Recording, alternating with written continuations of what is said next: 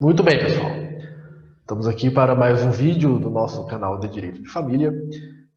E no vídeo de hoje nós falaremos sobre a possibilidade de penhora de imóvel em função de débito condominial. Bom, a primeira noção que nós temos que ter é sobre a natureza do débito condominial. E o débito condominial, ele decorre de uma obrigação propter rem. O que é uma obrigação propter rem?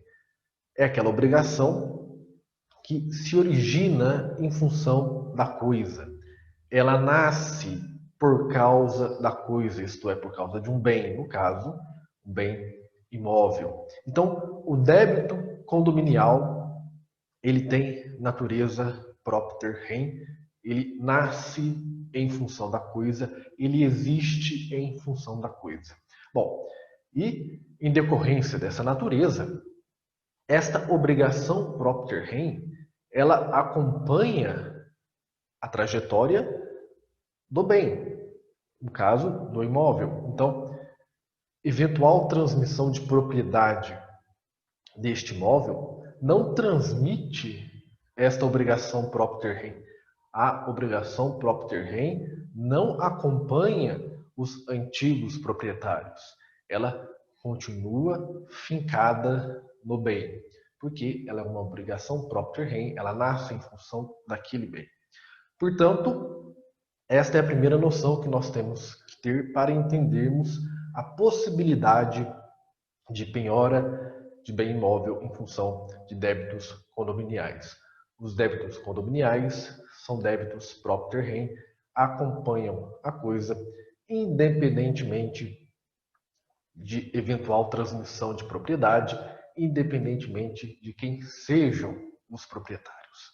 Bom, no contexto do direito de família, quando nós falamos em débitos relativos a imóveis, geralmente nós estamos falando que este imóvel tem mais de um proprietário, né? Portanto, nós temos ali um casal em união estável, um casal casado, e, portanto, este casal, estas duas pessoas, são proprietárias de um bem imóvel. Imaginemos esta, perdão, imaginemos esta situação comuníssima no direito de família, em que nós temos um casal proprietário de um imóvel e este imóvel encontra-se com débitos condominiais.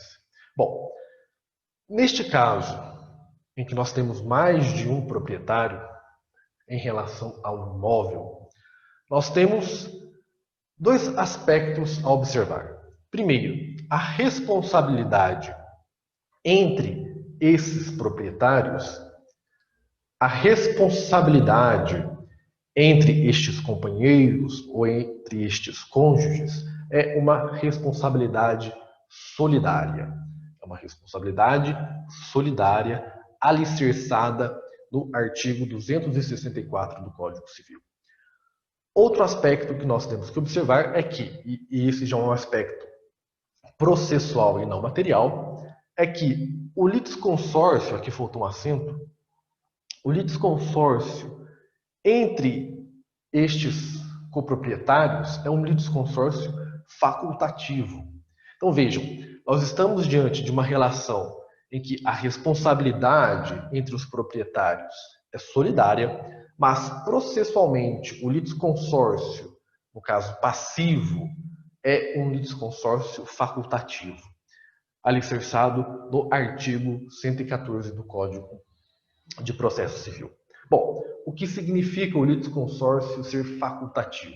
Significa que o credor pode demandar qualquer um dos devedores. Então, o credor pode demandar quaisquer dos cônjuges, quaisquer dos companheiros, ou os dois, mas ele tem a faculdade de escolher um ou outro, ou os dois.